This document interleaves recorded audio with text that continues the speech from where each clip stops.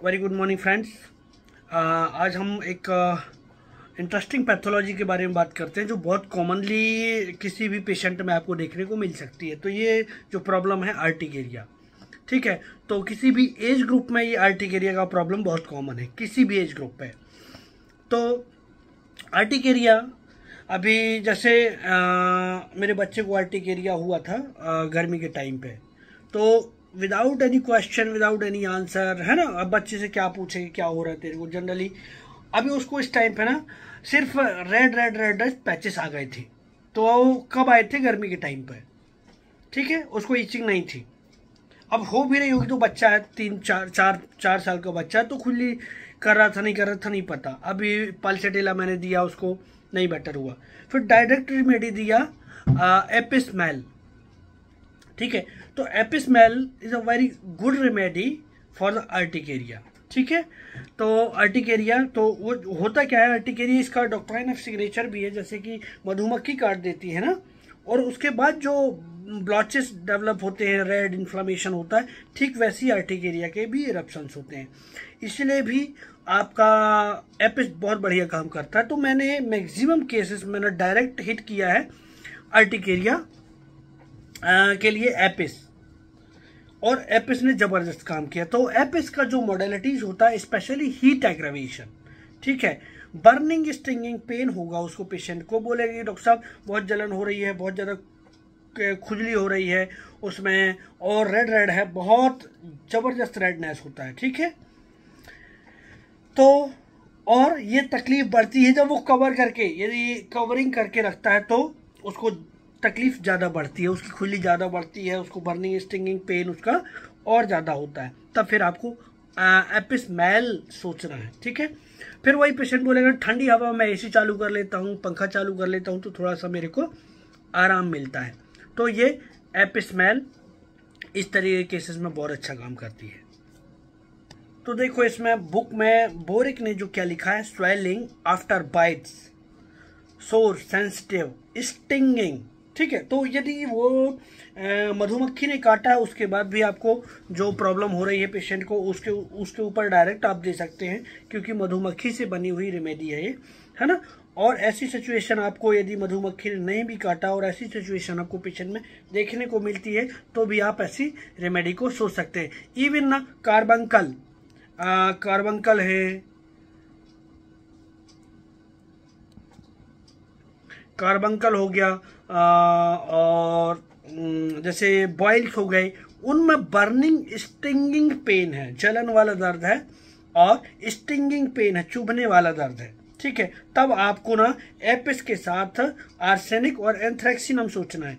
लेकिन ये दोनों रेमेडी मॉडलिटीज से अलग हो जाती हैं। जो एंथ्रेक्सिनम होंगे उसमें जो बॉइल्स होंगे ना, वो क्रॉप्स ऑफ बॉइल्स होंगे, आफ्टर एंड अनदर, एक साथ बहुत सारे बॉइल्स आ जाएंगे, या एक के बाद एक उनकी झाड़ी लगी हुई है बॉइल्स की, तब आपको एंथ्रेक्सिनम सोचना है। तो लेकिन एपिस की जो मॉडलिटीज होती है ना, वो वार्म से, उसको गर्म से तकलीफ होती है ना, जबकि आर्सेनिक को वहीं पे गर्म से आराम मिलता है। तो ये एक इम्पोर्टेंट डिफरेंस है, ठीक है। तो ये हुआ, हमने एपिस की बात करी। अभी देखो आप, तो ये हम ऐसे इस तरीके से जा सकते हैं आप, है ना। तो अभी मैं 2 केस शेयर कर रहा हूँ आपको। एक पेशेंट था, उसको आर्टिकेरिया का प्रॉब्लम था, एक छोटा बच्चा, और बहुत टाइम से आर्टिकेरिया था। उसका फादर एलोपैथ डॉक्टर है, वो दवाई दे दे के थक गया, एंड इवन सेट्रिजिन दे दे के थक गया, कुछ फ़र्क नहीं पड़ा उसका, है ना। सेट्रिजिन से थोड़ा आराम मिलता था, वापस फिर आ जाता था। तो अभी उसने मेरे पास, वो बच्चे को मेरे पास लेके आए। तो वो बच्चा जब मेरे पास आया तो चुपचाप खड़ा रहा, और मेरे पास आया तो मैंने बुलाया उसको कि बताओ क्या तकलीफ हो रही है। तो उसने बहुत धीरे से बोला कि ये ऐसा ऐसा हो रहा है मेरे को। तो फिर बस इतना ही उसने बोल के छोड़ दिया। तो फिर मुझे समझ नहीं आया, तो फिर मैंने कहा चलो मैं इंजेक्शन दे देता हूँ, लेट जाओ। तो 1-2 बार बोला, तीसरी बार जब मैं बोला तो 2 बार तो सुनी सहमी खड़ी रही वो, और चौथे बार बोलने के बाद वो रोने लगी, ठीक है। उसको रोना आ गया, लेकिन वो खड़ी रही यहीं पे। तो यहाँ पर मैंने 2 ही रूब्रिक लिए, एक तो फियर इंजर्ड ऑफ बीइंग, कि सुई लगाएगा तो उससे इंजरी हो जाएगा, और दूसरा वीपिंग फियर फ्रॉम, ठीक है, तो ये जब 2 रूब्रिक लगाते हैं तो हमारे पास एक रेमेडी आती है काली काब। उस बच्चे को मैंने काली काब के पोटेंसी दिया था और काली काब से वो पेशेंट एक बार में ही ठीक हो गई, है ना। 30 के 3 डोज दिए थे, बीच में 1-2 बार और रिपीट करना पड़ा था। तो ये काली काब की पेशेंट थी। इस तरीके से काली काब का आर्टिकेरिया। तो वही मैं कहने का मतलब है कि आपको मॉडलिटीज़ ज़्यादा समझने की ज़रूरत नहीं है, बहुत सारी मॉडलिटीज़ हैं और उसके अकॉर्डिंग बहुत सारी रेमेडीज़ भी आ जाएंगी आपके पास, ठीक है। तो आपको ऐसे भी आप यदि प्रैक्टिस करेंगे तो यहाँ से भी केस आपका निकल जाएगा। दूसरा केस मैं शेयर कर रहा हूँ आपको। ये केस था, एक पेशेंट था मेरे पास, वो फर्नीचर का काम करता है। उसको इतना भयंकर अर्टिकेरिया कि पूरी बॉडी रेड, ठीक है। और उसको डर लगने लगा था कि पता नहीं क्या है, कि कहीं कोई बड़ी बीमारी ना हो जाए, कहीं कुछ हो ना जाए मेरे को। और एक तो मेरा काम बिगड़ रहा है, बहुत जल्दी से जल्दी ठीक कर दो डॉक्टर साहब इसको, ठीक है, कैसे भी करके आपको इसको ठीक कर दो, क्योंकि बहुत बेचैन है, जलन हो रही है, ठीक है। पूरी इधर से उधर खुजली की वजह से घूम रहा है, वो काम पर जा नहीं पा रहा है, ठीक है, क्योंकि खुजली की वजह से काम कर नहीं पा रहा है। ये सब था उसका। तो उस पेशेंट को, तो फिर मैंने पूछा कि यहाँ कैसे आए हो आप। तो उसने बोला कि मैं आपके पास इसलिए आया हूँ क्योंकि मेरे एक जीजा हैं, उस जीजा हैं, उसके फादर होम्योपैथी के डॉक्टर थे, ठीक है। तो उनने मुझे भेजा है कि होम्योपैथी से ठीक हो जाएगा। तो उनकी बात तो माननी पड़ती है ना, क्योंकि उसके जीजा डॉक्टर थे, है ना, जीजा के फादर डॉक्टर थे। तो वो उनको होम्योपैथी के बारे में नॉलेज है, इसीलिए मैं आपके पास आ गया। तो अभी आप समझो, यहाँ carried desire to be carried fast और ऑब्जेक्टिव रीजनेबल लगाएंगे तो भी अकेला एक रेमेडी आ जाएगा आपके पास, है ना। तो डिल्यूजन फायर विजन और carried desire to be carried fast, anxiety, fear of impending disease, है ना, इस तरीके से एंजाइटी, हेल्थ अबाउट, ये सारी रूब्रिक लेके आपको आर्सेनिक उस पेशेंट को दिया था मैंने। तो वो पेशेंट का अर्टिकेरिया अपने आर्सेनिक मेडिसिन से रिकवर हो गया था, ठीक है। एक पेशेंट और था, उसका ही भेजा हुआ सेम पेशेंट मेरे पास आया था। तो उसको भी अर्टिकेरिया का प्रॉब्लम था। तो ये दोनों एक साथ था, पहले एक ठीक हुआ तो फिर उसके बाद दूसरा पेशेंट आया। तो इस तरीके से वो पेशेंट ठीक हुआ था। अब ये दूसरा केस मैं बता रहा हूँ आपको। एक पेशेंट था जिसको बहुत टाइम से अर्टिकेरिया था। तो उसने क्या किया, अर्टिकेरिया को कभी किसी से बताया नहीं, ठीक है। उसको लगता है ठीक है यार, मतलब कभी कभी होता था, कभी ठीक होता था, कभी होता था, कभी ठीक होता था। तो उसने उस चीज़ को उतना ज़्यादा ध्यान नहीं दिया, ठीक है। तो फिर जब मेरे पास आता है तो बोलता है डॉक्टर साहब अब तो रेगुलर बना हुआ है और अब तो बेचैन कर दे रहा है, ठीक है, इतना ज़्यादा अर्टिकेरिया हो रहा है। और पहले तो थोड़ा बहुत होता था, अब तो पूरी बॉडी में फैल जा रहा है, ठीक है। तो ये है क्या, ये बस इतने से ही केस हो गया। तो पहले इंडिफरेंस कंप्लेंट डज नॉट में था, पहले कभी किसी से इसने शिकायत नहीं करी कि मुझे ये तकलीफ है। और फिर जब वो तकलीफ बढ़ गई तब वो हमारे पास आता है ना। तो इस तरीके के पेशेंट कौन होते हैं, ओपीएम। उससे ओपीएम देने से उसका 10 साल पुराना अर्टिकेरिया ठीक हो गया और अभी 2 साल से एकदम बेटर है। वो किसी भी मौसम में रहे उसको अर्टिकेरिया का प्रॉब्लम नहीं होता है। तो इस तरीके से हम अर्टिकेरिया को डिफरेंट आइडियाज से हम अर्टिकेरिया को ठीक कर सकते हैं। तो अर्टिकेरिया एक बहुत बड़ी प्रॉब्लम है, आसानी से ठीक नहीं होती है। तो अभी देखो आप, एक पेशेंट मेरे पास और था, एक छोटे बच्चे का केस था। तो ये बहुत इंटरेस्टिंग केस था। एक छोटा बच्चा 3 साल का, वो मेरे पास आता है, ठीक है। तो जब वो बच्चा हमारे पास आया तो वो जो बच्चा था ना, उसको मैंने एक रेमेडी दिया था, कोपायवा, ठीक है। अर्टिकेरिया के लिए मैंने कोपायवा दिया था। तो मेरा पुराना एक्सपीरियंस है, आप लोग भी ट्राई करना। तो उसमें देखो आप, एक रूब्रिक होगा अर्टिकेरिया चिल्ड्रंस इन, ठीक है। तो 10-12 रेमेडीज़ हैं और कोई मैंने रिपटरी यूज़ किया था जिसमें अकेला शायद सिंगल या एक और रेमेडी थी, कोपायवा, है ना। तो इस तरीके से आपको अर्टिकेरिया को हैंडल करते आना चाहिए। तो ऐसे बहुत सारी रेमेडीज़ हैं जैसे हम यूज़ कर सकते हैं मॉडलिटीज़ वाइज, है ना। तो कई बार आपको कुछ समझ में नहीं आता है, मेंटल सिम्टम प्रॉपर नहीं मिल रहे हैं, तब आपको फिर कैसे जाना है, इन मॉडलिटीज़ के थ्रू आपको एक रेमेडी बहुत बढ़िया है, अर्टिका यूरेंस, ठीक है। तो उसका भी अर्टिकेरिया बच्चों में भी होने वाला urticaria, specially along with in childrens along with warmth aggravation. इस तरीके से आप जब टोटलिटी मिलाते हैं तो उसमें एक रेमेडी आती है अर्टिका यूरेंस, तो उस रेमेडी को आप यूज़ कर सकते हैं। एक और लेडी का केस है, उसको भी 4-5 साल से अर्टिकेरिया का प्रॉब्लम था। तो वो जब लेडी आती है मेरे पास ना, तो वो आके बैठ जाती है और जी सर, यस सर, हाँ सर, है ना, इस तरीके से बात करती है हर बार, जी सर यस सर करके, और जितना पूछो उतना ही जवाब देती है। और तो आपको करना क्या होता है, जब आपके सामने पेशेंट आएगा ना तो उसको आई कांटेक्ट उसके साथ रखिए, तो उसका आई किधर को जाता है। तो ये जो पेशेंट था ना, उसका आई जैसे ही मुझको देखता था, थोड़ी देर मुझे देखती थी, फिर इधर उधर कर लेती थी, ठीक है ना, मतलब 1-2 सेकंड मुझे देखा, फिर इधर उधर। तो ये, और उसने पूरा बताया अर्टिकेरिया ये हो रहा है, वो हो रहा है। तो इतने, ये जो छोटा सा ऑब्जर्वेशन था और मैंने पैथोलॉजी से मैच कर दिया, ठीक है। तो ऐसे क्विक प्रिस्क्रिप्शन आपको भी बनाते आना चाहिए। उसकी मोडेलिटीज नहीं पूछी और कुछ नहीं पूछा, वो सिक्रेटिव है, एक रूब्रिक लिया, दूसरा एवेरिंग लुक है, ठीक है, तीसरा रेवरेंस दोज अराउंड हिम है ना, और पूछती है ये ठीक तो हो जाएगा ना सर, लाइट डिजायर। और 5वां एंजाइटी इन द डार्क, वो उसको टेंशन था कि ये हो क्यों रहा है, इवन एलोपैथी मेडिसिन भी ले लिया और ठीक नहीं हो रहा है। तो रेमेडी वॉज नेट्राम्यूर से 95% अर्टिकेरिया उसका सिर्फ 30 पोटेंसी से ही बेटर हो गया, है ना। तो इस तरीके से आपको ये रेमेडी को यूज़ करना है। तो देखो आप, एपिस बहुत अच्छी रेमेडी है, नेट्राम्यूर की कॉम्प्लीमेंट्री है एपिस, और एपिस कॉम्प्लीमेंट्री टू नेट्राम्यूर। तो आप इसको वाइस वर्सा यूज़ कर सकते हैं। कई बार आपने देखा होगा कि अर्टिकेरिया, कुछ लोगों को फीवर के साथ अर्टिकेरिया आ जाता है, तो एपिस और नेट्राम्यूर उन सिचुएशन के टाइम पर बहुत अच्छी रेमेडी है, ठीक है। अभी देखो, रस्टॉक्स भी एक रेमेडी है। तो रस्टॉक्स का urticaria generally change of weather के साथ हुआ है ना, जब वेदर बहुत ज़्यादा चेंज हो जाता है। लेकिन बहुत ज़्यादा ठंडा वेदर, स्पेशली डैम्प वेदर, ठंडा वेदर, उस टाइम पे आपको यूज़ करना है डलका मारा, ठीक है, उस टाइम पे आपको डलका मारा सोचना है। अभी एक और रेमेडी है हमारे पास, रेमेडी तो बहुत सारी हैं, ठीक है।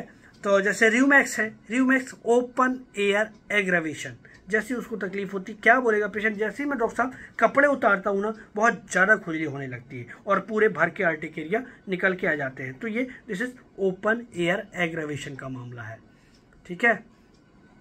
और रस्टॉक्स कभी मतलब जोड़ों में दर्द के साथ अर्टिकेरिया मिले तो फिर आपको रस्टॉक्स सोचना है। पेट गड़बड़ है और साथ में अर्टिकेरिया, तो गैस्ट्रिक कंप्लेंट अकम्पेनीड विथ हाइव्स और अर्टिकेरिया, तब फिर आपको पल्सिट इलाज सोचना है। इस तरीके से आपको इन रेमेडीज को यूज़ करना है। तो एक बहुत बढ़िया रेमेडी है Bovista is also very good remedy for urticaria. But Bovista का जो अर्टिकेरिया होगा ना, ऐसे नहीं होगा कि पीठ में 2-4 स्पॉट आ गए, होल बॉडी अर्टिकेरिया, पूरी बॉडी में अर्टिकेरिया से भरी पड़ी है। अब जब अर्टिकेरिया हो जाएगा तो ईचिंग होगा, बर्निंग होगा, और खुजा के देखो, अर्टिकेरिया में होता क्या है, बहुत ज़्यादा खुजली कर लो अब तो आराम मिल जाता है, लेकिन इसकी खुजली में आराम नहीं मिलता। देन यू थिंक बोविस्टा, ठीक है। और generally urticaria aggravated at night, रात में बहुत ज़्यादा खुजली बढ़ती है, रात में कपड़े कवर कर लो, गर्मी से इसकी खुजली बढ़ती है। तो ये रेमेडी है बोविस्टा। एक बहुत इंटरेस्टिंग रेमेडी है। तो ये होता क्या है, ये पिक्यूलियरिटी क्या है कि every morbid dyscrasia try to express itself through more or less variable form of sign and symptom, just we have to observe it, ठीक है। and evaluation of the peculiarity is the gist of prescribing remedy। तो हमको करना क्या होता है कि जो भी बीमारी आती है वो कुछ ना कुछ साइन एंड सिम्टम के साथ आती है, ठीक है। बहुत सारी बीमारियां हैं जो अंदर ही अंदर पड़ी रहती है, उनमें कोई साइन सिम्टम नहीं होता, ठीक है। तो जैसे कि अभी कई बार ऐसा डायग्नोस में आता है कि रीनल स्टोन का प्रॉब्लम हो गया, हमको पता ही नहीं चला, हम तो एक्सीडेंटली कराने गए और पता चल गया, है ना, तो वो अलग मैटर है। बट बहुत सारी बीमारियां, मैक्सिमम बीमारी वही कुछ ना कुछ सिम्टम के साथ आती है। तो एक रेमेडी हमारे पास एस्टैगस फ्लेवस, ठीक है। तो ये एस्टैगस फ्लेवस में क्या होता है, इसका भी अर्टिकेरिया होल बॉडी होगा, जलन होगी, बर्निंग होगी और इचिंग होगी, लेकिन इसका बहुत इंपॉर्टेंट सिम्टम है अर्टिकेरिया के साथ लिवर अफेक्शन, ठीक है। लिवर की पैथोलॉजी के साथ में जब अर्टिकेरिया यदि आपको मिलता है तो यू गिव एस्टैगस फ्लेवस। तो यही है रेमेडीज का पिक्यूलियरिटी, आपको इस तरीके से सोचना पड़ेगा, तो फिर आप अर्टिकेरिया को ज़्यादा से ज़्यादा केसेस में हैंडल कर पाएंगे। एक बहुत अच्छी रेमेडी है, देखो आप डलकामारा, जैसे मैंने ये भी बताया डलकामारा, तो डलकामारा का जो अर्टिकेरिया होगा ना वो रात में बढ़ता है, स्पेशली ठंडे में, ठंडी हवा से बढ़ता है, चेंज ऑफ वेदर से बढ़ता है, चाहे तो फिर कोल्ड और डैम्प वेदर के टाइम पे अर्टिकेरिया होता है, ठीक है। अब अर्टिकेरिया अलोंग विथ कफ, ठीक है, एंड इन लार्ज ग्लैंड के साथ, तब आपको डलकामारा के बारे में सोचना है। एक और रेमेडी है नाइट्रिक एसिड। तो नाइट्रिक एसिड का अर्टिकेरिया वही इचिंग होगी, लेकिन इसकी itching specially cold and scratching after. अभी हमने देखा कि स्क्रैचिंग करते करते इसका अर्टिकेरिया और बढ़ता चला जाता है, ठीक है। तो फिर आपको नाइट्रिक एसिड के बारे में सोचना है। तो एक्चुअली है क्या कि ये मेरा पुराना एक्सपीरियंस है और न्यू एक्सपीरियंस मैंने सब कुछ ऐड करके इस वीडियो को बना दिया। तो आपको ना क्या करना है, सबसे पहले तो जैसे बहुत सारे जो मैंने एपिस की, even in spite of knowing mind method, फिर भी मुझे एपिस की ज़रूरत पड़ी, है ना। तो एपिस रेमेडी मैंने यूज़ किया कि अभी बच्चे को अर्टिकेरिया हो रहा है, मेंटली उसका पल्सिटिला आता है, लेकिन उसको पल्सिटिला ने कोई काम नहीं किया। तब आपको ऐसी सिचुएशन में फिर इन रेमेडीज़ की पिक्यूलियर मॉडलिटीज़ और उनके पिक्यूलियर एक्शन के बारे में ध्यान रखते हुए इन रेमेडीज़ को ध्यान रखना है, ठीक है, और इन रेमेडीज़ को यूज़ करना है, क्योंकि हम our final aim is to cure the patient, है ना। तो इस तरीके से हम अर्टिकेरिया के पेशेंट्स को हैंडल कर सकते हैं। एक और इंटरेस्टिंग केस मैं आपको बता देता हूँ, ये एपिस का ही केस है। तो इस केस में ना आपको ना क्या होता है कि ये बहुत एक बच्चे का केस था, ठीक है। तो वो क्या बोलती है कि ये खुजली हो रही है, और बोलती बहुत ज़्यादा खुजली होती है, वो हंसती जा रही है, ठीक है। तो उसकी मदर से भी मैंने पूछा कि ये करती क्या है खुजली के टाइम पे, गुस्सा चिड़चिड़ करती है। बोला नहीं खूब हंसती है। तो मतलब क्या हो गया है, मतलब ऐसे हंसती जाएगी, खुजलाती जाएगी, हंसती जाएगी और ज़बरदस्त खुजली करती है, ठीक है। तो दिस इज़ वेरी इंटरेस्टिंग, बहुत पिक्यूलियर है ना। तो ये इसमें क्या होता है, मर्थ हिलारिटी चिल ड्यूरिंग, है ना।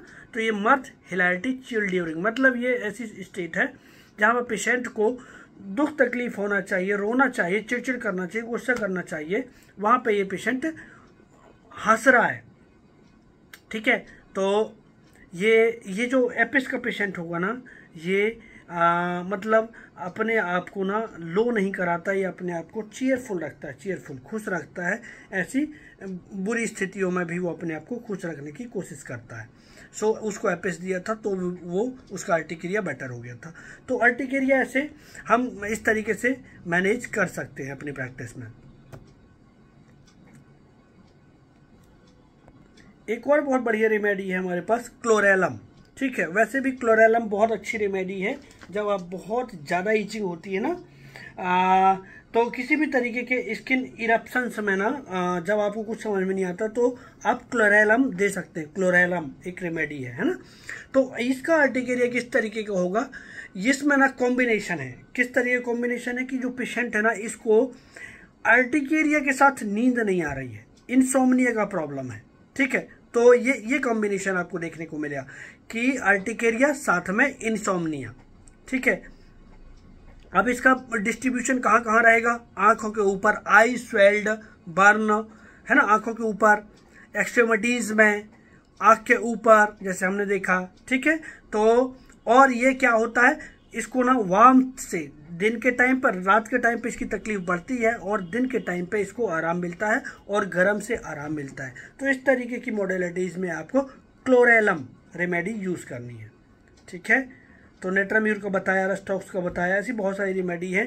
तो इन रेमेडीज से इनका भी ध्यान रखना है आपको, साथ में आपको ना पेशेंट की मेंटल स्टेट को ध्यान में रखना है। यदि पेशेंट की मेंटल स्टेट आपको बराबर से मिल गई तो फिर आपको ये मॉडलिटीज और इस तरीके का आपको डिटेल नहीं लेना है। आप पेशेंट को समझिए और रेमेडी दीजिए, आपका पेशेंट तो भी बेटर हो जाएगा, है ना, और उससे अच्छे रिजल्ट आएंगे। ये यदि फेल होता है तो फिर आप, ये सेकेंडरी आइडिया है, यहाँ से भी आप रेमेडी दे सकते हैं। तो this is little about urticaria and it's management. Thank you for watching. और बहुत सारे लोगों का मेरे पास मैसेज आता है कि हमको ये मेथड लर्न करनी है, बहुत सारे लोगों ने ज्वाइन भी किया है, तो आप लोग भी कर सकते हैं, इस सिस्टम को सीख सकते हैं। Thank you, thanks for watching.